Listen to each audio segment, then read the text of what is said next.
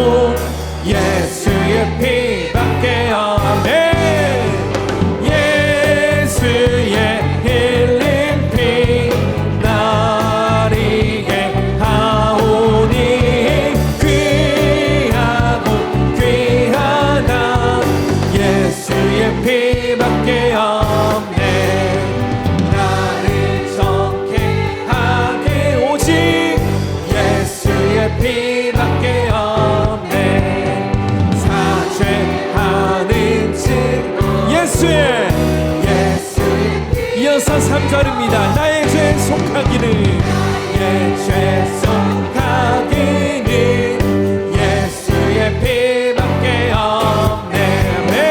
나는 공로 없으니 예수의 피. 그 믿음으로 고백합시다. 할렐루야. 예수의 흘린 피 나를 위해 하오니 귀하고 귀하다. 예수의 피밖에 없네.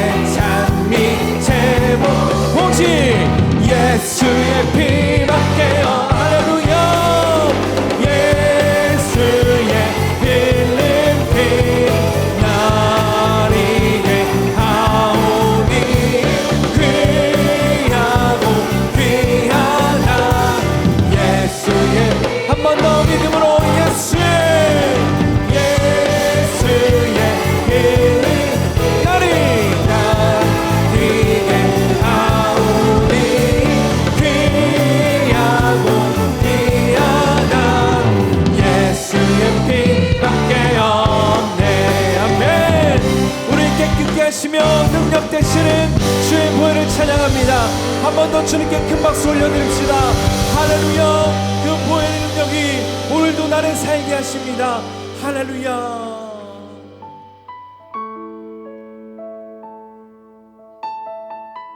오늘 우리가 다시 한번 주의 보혈의 능력을 의지하여 그 보좌 앞에 믿음으로 담대히 나아가기를 소망합니다. 함께 노래하겠습니다. 거친 주의 십자가 흘리는 보혈 강물 되어 내 영혼 깨끗하게 하시고 하늘과 땅을 이으신 주님의 보혈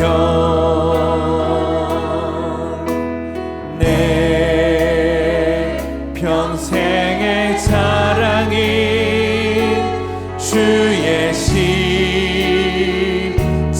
십자가로다. 주의 보혈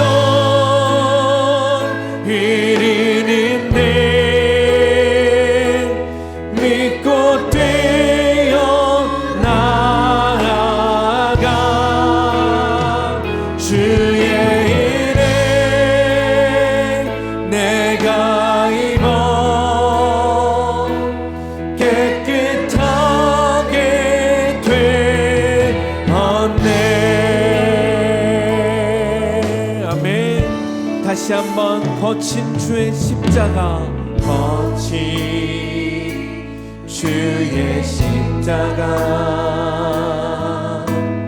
흐르는 보혈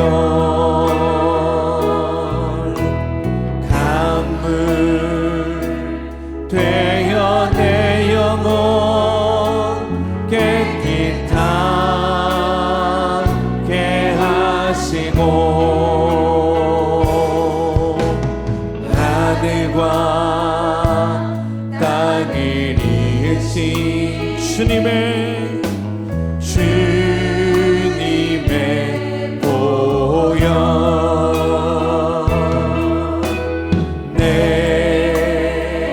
평생의 자랑인 오직 주의 십자가로다. 주의 보혈 흐르는데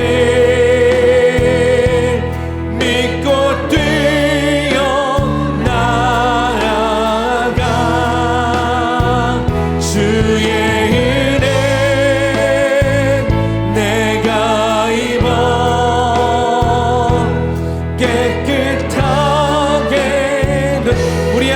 자리에서 일어나 고백하겠습니다. 아멘.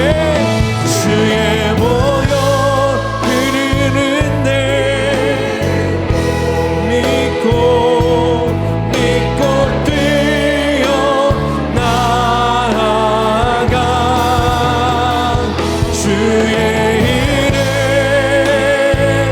내가 입어 깨끗하게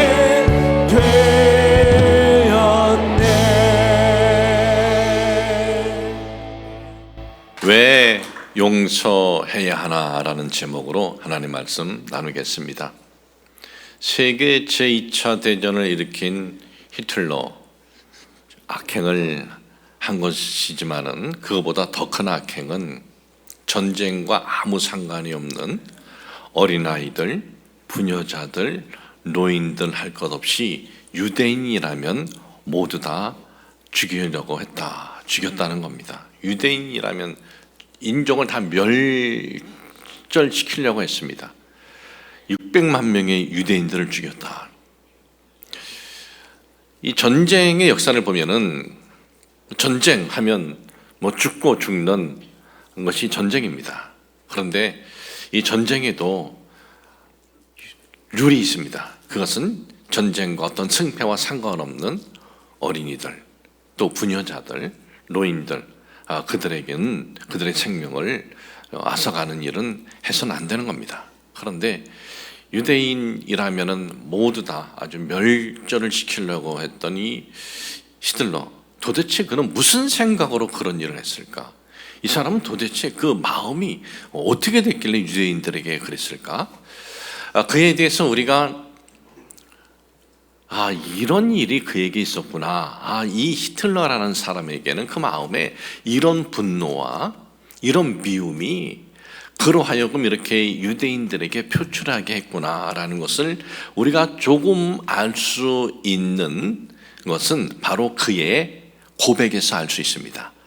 그가 쓴 저서가 있습니다. 유일한 저서인데 히틀러의 나의 혁명이라는 저서입니다.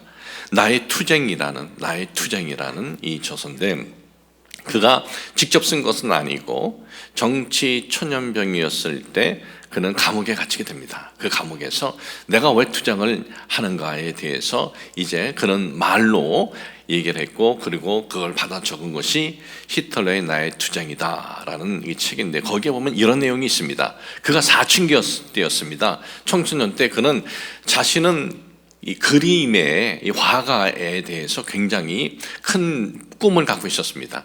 그리고 자신은 그곳에 큰 달란트가 있다, 재능이 있다라고 생각을 했습니다. 그래서 비엔나에 왔습니다. 비엔나에 아주 유명한 이 화가들이 그린 그림에 대한 이 공부를 하는 이 학교가 있는데, 그 그림을 가르쳐주는 학교에 입학원서를 냈습니다. 그런데 낙방을 했습니다. 떨어졌습니다. 그 다음에 또 입학원서를 냈는데 또 그는 입학 허가가 되지 않았습니다. 도대체 왜 나를 이렇게 허락해 주지 않는가, 입학을? 나는 이 그림에 탁월한 재능이 있는데 하면서 자기의 이 꿈이 이제 부서졌다라고 생각을 하고, 도대체 심사관이 누군가? 7명의 심사관이었는데 7명 중에 4명이 유태인이었어요. 그런 생각하기를, 저 유태인 심사관들이 나를 떨어뜨렸구나 라고 생각을 하고, 미술 그 학교 교장에게 그가 편지를 보냅니다. 뭐라고 내용의 협박 편지를 보냈냐면, 나를 낙방시킨 유대인들 내가 반드시 보복을 할 것이다, 그런 편지를 보냅니다. 그리고 그는 유대인 하면 이 화가로서의 자기의 꿈을 좌절시키고 망친 그러한 인간들이다, 그렇게 그는 아주 경멸을 하고 증오를 했습니다. 또 그에게는 이런 일도 있었습니다. 비엔나에서 살 때 한 모델에게 그가 빠집니다. 그리고 그 모델, 여자 모델에게 그가 구애를 합니다. 또 시를 써서, 히틀러가 시를 썼다니까 우리는 좀 이해가 안 되는데, 시를 써서 구애를 하고, 그런데 그 모델은 전혀 반응을 하질 않습니다. 그러다 그녀가 한 사람을 만나서 약혼을 합니다. 그런데 그 사람이 청년 사업가인데 유태인이었습니다. 결혼식이 되었습니다. 이 결혼식을 하는데 이 히틀러가 거기에 나타나는 거예요. 나타나서 소란을 피웁니다. 우리 게르만족 여인, 저 유대인에게 우리가 너무 뺏기면 안 된다. 유대인은 우리가 공격하자. 우리 게르만족 여성을 유혹하는 유대인은 우리가 공격하자 하면서 소란을 피우다가 경찰에 의해서 쫓겨났다고 합니다. 이 청소년이었을 때 참 이런 히틀러의 이런 그 마음속의 분노와 증오가 사로잡게 되었고, 그리고 그것이 나중에 자기가 힘을 잡았을 때, 권력을 잡았을 때 그것이 표출이 되었다라는 것입니다. 이 증오의 마음, 이 미움의 마음이 자그마치 600만 명의 유대인들을 죽이는 무서운 사건을 만드는 계기가 된 것입니다. 이 미움, 분노, 증오, 이것이 이렇게 무서운 것입니다. 우리는 이런 히틀러에게 있었던 이런 사건들을 들으면서 우리는 나하고는 상관이 없어. 우리는 살면서 아무리 나에게 미움을 주는 어떤 대상이 있고 내 마음에 아픔을 주는 어떤 사건이 있어도 우리는 참 그렇게까지는 하진 않지. 우리는 그렇게 마음을 먹을 거예요. 물론 우린 그렇습니다. 그렇게까지는 하진 않습니다. 그런데 우리가 누군가를 내가 밟을 수 있는 권력이 손에 쥐어지고 힘이 쥐어진다면 히틀러처럼은 아니더라도 우리는 어떤 형태로든 보복을 하려고 할 것입니다. 분노와 이 미움이 이렇게 참 무서운 것입니다. 그런데 우리는 살아가면서 미움 없이 살아가면 얼마나 좋겠습니까? 분노의 어떤 대상이나 분노의 사건 없이 인생을 살아간다면 그것이 최상일 것입니다. 그런데 삶이라는 것이 그렇지 않습니다. 우리의 삶은요, 인생을 살아갈 때 우리는 늘 미움의 사건을 만나고 화나는 대상을 만나면서 살아가는 것이 우리 인생이에요. 죽을 때까지 그래요. 우리는 내 삶이 딱 끝나서 관 속에 들어가면 그때로부터는 그런 미움의 사건, 미움의 대상도 없어지지만은 그 전까지는 우리는 살아가면서 늘 미움의 사건, 미움의 대상을 만나면서 살아가는 것이 우리 인생이에요. 여러분들의 지금 마음속에도 어떤 미움의 대상이 있을 거예요. 미움의 사건이 있을 거예요. 그것은 무엇을 뜻하느냐? 내가 지금 살아가고 있구나. 내가 지금 인생을 거닐고 있구나. 우리가 그렇게 생각을 해야 돼요.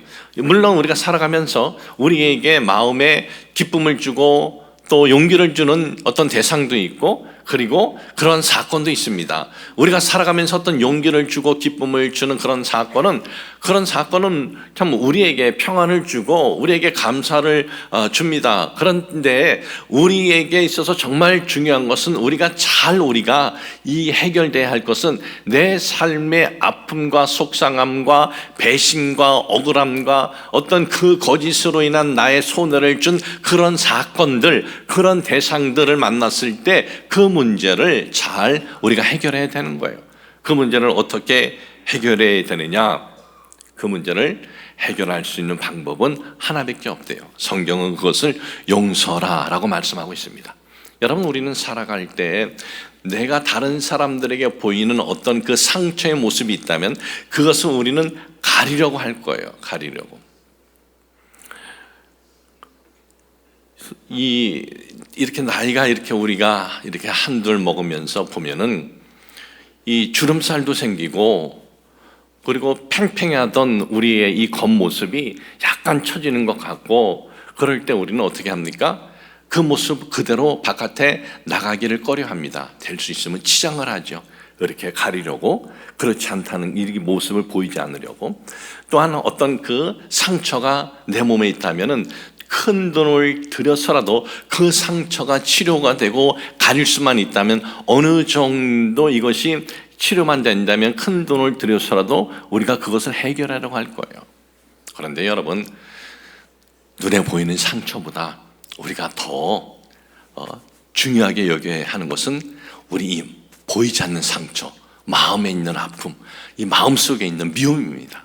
우리는 이것이 내가 보이는 상처보다 더 내가 치료받아야 되고 내가 이 마음의 상처가 깨끗해져야 된다. 이것이 더 중요하다라는 것을 우리가 잊어서는 안 되는 것입니다. 오늘 보면은 그 치료의 방법을 우리 주님께서 가르쳐 주세요.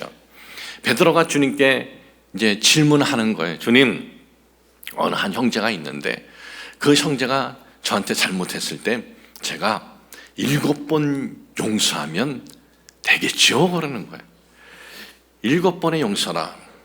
여러분, 사람이 살아가면서 한 사람에게 7번 당하는 일은 없습니다. 우리는 살아갈 때 한두 번은 당할 수 있어요. 그런데 한두 번은 당할 수 있지만 또 당하는 미련한 짓은 거의 안 합니다. 왜? 당했기 때문에. 그래서 나에게 큰 아픔을 주고 억울함을 주고 손해를 준 대상은 한두 번 당하면 그 다음부터는 어떻게 해요? 우리가 피해요. 어떤 관계를 하지 않으려고 해요. 그리고 우리가 당했으면 그 사람이 뭘 얘기를 해도 거기에 엮이지 않으려고 해요. 왜? 당해봤으니까. 그러니까 한두 번은 우리가 당할 수는 있어요. 그런데 베드로는 여기서 뭐라 그랬냐면 하면 한 형제에게 내가 7번 용서하면 되겠죠. 베드로는 지금 당당하게 얘기하는 거예요. 스승님, 어떤 한 형제가 있는데 저한테 잘못하면 제가 7번 용서하겠습니다. 그럼 베드로는 주님으로부터 이런 답변을 기대했습니다. 그래, 넌 참 대단하다. 넌 수제자가 될 만한 그러한 너는 통이 크네. 어떻게 7번이나 네가 용서하겠다고 그러느냐. 또 베드로가 이렇게 아주 담담하게 얘기한 것은 그 당시 유대 규례가 있습니다.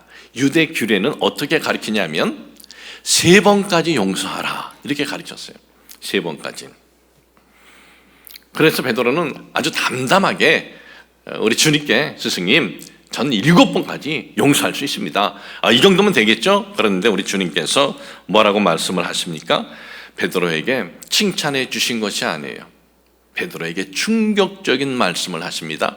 그리고 베드로뿐만 아닙니다. 그 주위에는 예수님의 제자들이 있는 거예요.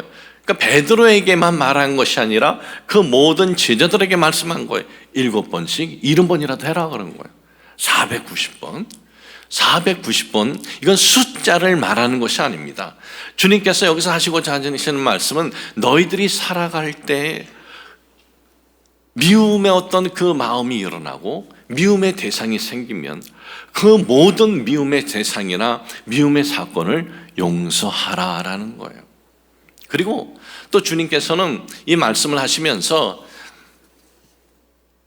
나는 너희들이 490번 용서하는 삶을 살았으면 좋겠다 그렇게 말씀하지 않아요. 이건 주님께서 내가 희망하는 거야 그렇게 말씀하지 않고 뭐라 그래요? 명령했다 그래요. 단호하게 이것은 너희들이 행해야 돼. 이것은 너희들이 꼭 지켜야 돼. 그것은 490번 숫자가 아니라 어떤 미움의 사건이고 미움의 대상이 있으면 용서해 라는 거예요. 주님께서 여기서 이렇게 용서하라라고 단호하게 이 명령까지 하셨는데 도대체 왜 그러셨을까요? 그것은 주님께서는 사랑하는 제자들을 위해서였어요. 우리는 용서하면 용서하는 나는 손해고 용서받는 것이 그것이 그들의 유익이다라는 우리는 생각을 해요. 근데 주님은 그렇지 않다라는 거예요. 사랑하는 제자들을 위해서 너희들이 용서할 때 용서받는 이하고는 아무 상관없어. 너희들이 용서를 하든 용서를 안 하든 그 너에게 상처를 준 이들은 걔네들은 스트레스 받지 않고 그냥 살아. 왜 너희만 그 사건으로 인해서 힘들어하고 그 사건으로 인해서 왜 그렇게 아파하냐? 그러니 너희들이 용서하는 것이 너희들에게 유익이고 너희들에게 평안이고 너희들에게 행복이다라는 거예요. 그래서 주님께서는 단호하게 명령하신 거예요. 사랑하는 제자들에게 사랑하는 제자들아 너희들이 살아갈 때 용서하는 것은 너희들에게 유익이야. 너희들에게 그것이 평안이야. 그 제자들에게 하신 말씀 오늘 주님께서 우리들에게도 동일하게 지금 말씀을 하십니다. 인생을 살아갈 때 너희들 마음에 그 미움을 주는 사건이나 대상을 만날 거다. 그러나 잊지 말아라. 그 모든 대상이나 사건을 너희들이 용서하는 것은 너희들에게 유익이고 너희들에게 평안이다라는 것입니다. 여러분, 우리가 살아가면서 그런 일을 만날 때 참 그렇게 하는 것은 쉽지 않습니다. 그러나 여러분, 장사도 남을 위한 장사가 아니라 나를 위한 장사다라는 거예요. 나에게 행복을 준다는 거예요. 나에게 유익이 된다는 겁니다. 우리가 그것을 잊지 않을 때는 그것을 우리가 어떻게 할 수 있어요? 용서할 수 있어요. 용서라는 이 원어가 있습니다. 헬라어 이 원어를 보면은 아피에미라고 되어 있어요. 아피에미. 이건 뭐냐면 놓아주다라는 거예요. 놓아주다 그리고 풀어주다라는 거예요. 붙잡고 있지 말라는 거예요. 그 대상이나 그 사건을 붙잡고 있지 말고 놓아줘 이거예요. 그걸 풀어줘.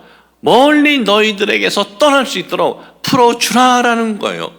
여러분, 우리 마음에 미움을 주는 사건이 있습니다. 나에게 억울하게 한 사건도 있고 나를 배신한 그 대상도 있습니다. 나를 속여서 큰 손해를 입힌 것들도 있어요. 그런 것들을 내가 계속 붙잡고 있는 것이 아니라 놓아주시기를 주님의 이름으로 축복을 합니다. 그냥 풀어주시기를 주님의 이름으로 축복을 합니다. 인생에서 가장 배신의 아픔, 또 인생에 살면서 이렇게 짓밟힘 당한 그 상처를 입은 인물 하면 성경의 이 내용들을 볼 때 저는 이 다윗이 아닌가 그런 생각을 듭니다. 다윗은요, 사울 왕에게 처절하게 짓밟힘을 당합니다. 한 나라의 최고의 권력자가 한 사람을 이렇게 무참히 짓밟을 수가 있을까? 다윗은 힘도 없습니다. 군대도 없습니다. 아무것도 없는데도 그렇게 짓밟은 거예요. 아주 죽이려고 10여 년 동안 그를 따라다닌 겁니다. 도대체 다윗이 사울에게 뭘 잘못했다고?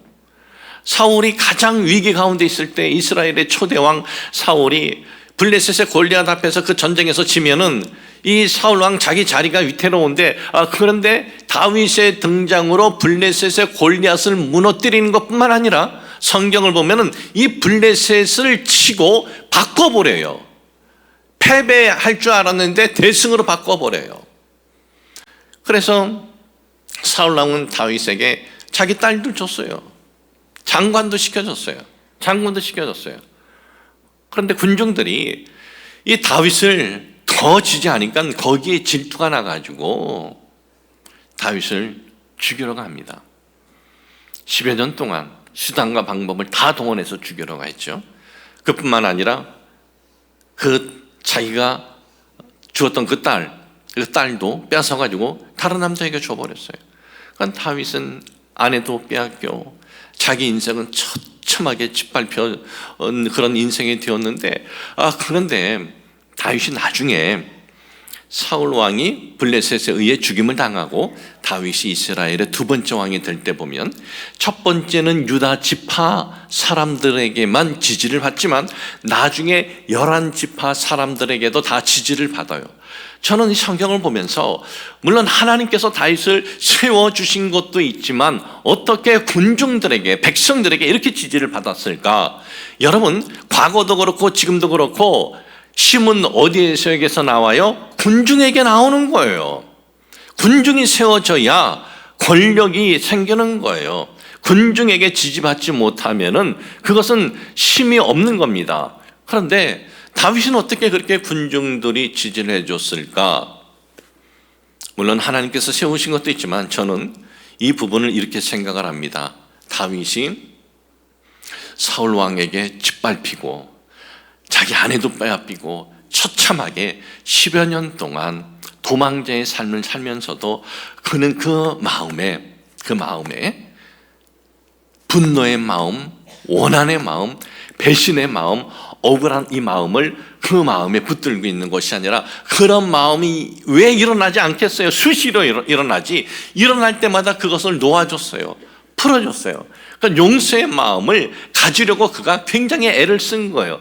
그래서 그가 사울 왕을 2번이나 죽일 수 있는데도 안 죽인 거예요. 그런데 다윗이 사울 왕을 2번이나 죽일 수 있는데 안 죽인 것은 우리는 성경에 보면은 이렇게 말씀하고 있습니다. 내가 기름 부은 자를 내가 어떻게 손을 대느냐? 여러분, 구약 시대는요, 기름 부은 자가 있어요. 하나님이 기름 부은 자, 왕, 제사장, 선지자. 사울은 사무엘 선지자로부터 기름 부음을 받은 건 이스라엘 백성들이 다 아는 거예요. 그래서 왕과 선지자와 제사장은 하나님으로부터 기름 부음을 받았기 때문에 그는 사람이 손대면 안 되는 거예요. 사람이 손대면 하나님을 거역하는 거고 하나님 앞에 대적하는 거예요. 그런데 여러분, 오늘날 목사는 기름 부음 받은 자 아니에요. 여러분, 오해하지 마세요. 목사가 구약시대처럼 뭐 제사장 또는 무슨 왕, 그리고 무슨 선지자처럼 기름 부음을 받았다? 그건 거짓말입니다. 목사는 사도도 아닙니다. 예수님으로부터 직접 훈련받은 12사도 외에는 사도 아니에요. 목사는 뭐예요? 그냥 목사예요. 이 시대에 하나님께서 복음을 전하고 성도들을 이단들에게 빠지지 않고 하나님 말씀으로 잘 그들을 건강하게 하나님 앞에 설 때까지 인도하라는 사명을 주신 사명자지 기름 부은 자가 아닙니다. 그렇기 때문에 어떤 분들은 나는 기름 부은 자이기 때문에 나 건들면 천벌 받아, 그런 말 하는 네가 천벌 받는다라고 생각을 해도 저는 된다고 저는 생각을 합니다. 그런데 이 시대는 달랐어요. 이스라엘 백성들은 기름 부은 자를 대면 안 되는 거예요. 다윗은 기름 부은 자를 손에 안 댄 거예요. 왜? 그가 용서했기 때문에. 이성을 잃지 않은 거예요. 용서하지 않았다면, 그가 용서의 마음을 갖지 않았다면 기름 부은 자고 뭐고 어딨어 하면서 내가 지금 이거 당장에 내가 죽여버리지 하고 손을 댔으면 나중에 이스라엘 백성들에게 이렇게 지지를 참 받기가 힘들지 않았을까라는 그런 생각을 해봅니다. 그러니 다윗에게 있어서 용서는 누구를 위한 것이에요? 사울 왕을 위한 것 아닙니다. 다윗을 위한 것이었다라는 겁니다. 용서받지 못할 행위를 한 그는 블레셋에게 망신스럽게 죽임을 당했지만, 그러나 용서한 이 다윗은 나중에 결정적일 때 군중들로부터, 백성들로부터 그는 지지를 받고 이스라엘의 왕이 되었다라는 것입니다. 그러니 결국을 보면 용서가 나에게 축복이고 용서가 나에게 행복이고 용서가 나에게 유익이다라는 사실을 잊지 마시기를 주님의 이름으로 축복을 합니다. 이스라엘의 유명한 학자 중에 조셉 텔루슈킨이라는 분이 있어요. 조셉 텔루슈킨. 이분은 유대 관련된 이 서적에 대해서 베스트셀러 저자일 뿐만 아니라 유대교 랍비이기도 합니다. 아주 탁월한 강연자이기도 하는데 이분이 쓴 아주 유명한 책이 있습니다. 그 책의 제목은 죽기 전에 유대인을 만나라 라는 책이에요. 죽기 전에 유대인을 만나라 라는 그 책에 보면은 이런 내용이 있습니다. 독일의 외무 이 장관이죠. 외무 장관 중에 이 발터라는 사람이 있었어요. 발터 외무장관. 근데 이 사람은 유대인이었어요. 근데 그가 외무장관이 될 때는 히틀러가 수상이 되기 10여 년 전의 일입니다. 히틀러가 수상이 되기 10여 년 전에, 그러니까 1922년 이 날짜를 보면은, 횟수를 보면은, 그런데 이 발터 장관이 암살당해요. 누구에게 암살당하느냐 하면은 반유대주의자들 3명에게 암살을 당해요. 경찰이 이 암살범들을 쫓습니다. 쫓는데 2명은 자살을 해요. 1명이 붙잡힙니다. 테호브라는 사람이 붙잡혀요. 이 테호브는 붙잡혀서 이제 감옥에 갇혔습니다. 이제 재판 쓰기 전이었습니다. 근데 이 발터 장관은 아주 탁월한 인물이었습니다. 독일의 외무장관으로 끝날 사람이 아니었어요. 탁월한 인물이었어요. 근데 발터 장관의 어머니가 있어요. 그 어머니가 자기 아들을 죽인 테오브의 어머니에게 편지를 쓰는 거예요. 그 편지의 내용은 이렇습니다. 말할 수 없는 슬픔 속에 이 세상 모든 여성들 가운데 가장 가엾은 여성인 당신께 편지를 합니다. 아들이 외무장관을 죽이고 그리고 감옥에 갇혔으니 그 어머니의 마음이 또 오죽했겠습니까? 해서 이제 그런 편지를 썼는데 편지의 내용은 이래요. 나는 당신의 아들이 세상 재판관에게 있는 그대로 사실을 얘기를 하고 하늘의 하나님께 진정으로 용서를 구한다면 나는 당신의 아들을 용서할 것입니다. 그랬어요. 자기 아들을 죽였는데 그것도 장관으로 끝난 아들이 아니라 그 탁월한 인물이 될 자기 아들을 이제 죽였는데 그런데 그 죽인 그 사람이 재판관에게 솔직히 말을 하고 솔직히 말을 하지 않아도 증거는 다 있지만 솔직히 고백하고 그리고 하늘의 하나님께 죄를 회개한다면 나는 당신을 용서하겠습니다. 이건 단순히 그냥 용서, 내 마음으로 용서가 끝이 아니에요. 이건 재판에 큰 영향을 주는 거예요. 장관을 죽였는데 그 장관의 어머니가 나 이 사람 용서합니다. 이건 재판에 굉장히 큰 영향을 주는 거예요. 그는 재판에 큰 영향을 줬어요. 그리고 그리고 복역을 5년 하고 나왔어요. 재판에 큰 영향을 준 거죠. 그 발토 장관의 어머니의 그 용서가. 복역을 끝나고 나왔는데 그런데 그때는 어느 시대냐? 세계 제2차 대전 나치가 전 유럽을 점령을 하고 전쟁을 지금 저 전쟁의 최고의 정말 승리자가 되었을 때요. 나치가 프랑스를 점령을 해요. 프랑스가 항복을 했어요. 그러니 프랑스에 있는 모든 유대인들은 다 어디로 끌려가느냐? 잡혀가지고 이제 죽음의 수용소로 끌려가야 되는 거예요.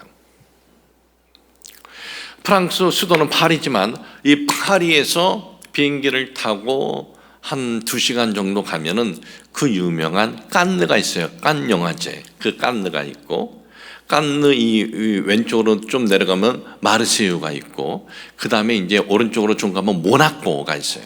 근데 이 마르세유에 700명의 유대인들이 나치에게 잡힌 거예요. 잡혀가지고 이제 죽음의 수용소로 끌려갈 처지에 있는 거예요. 그런데 이곳에 테오브가 날아갑니다.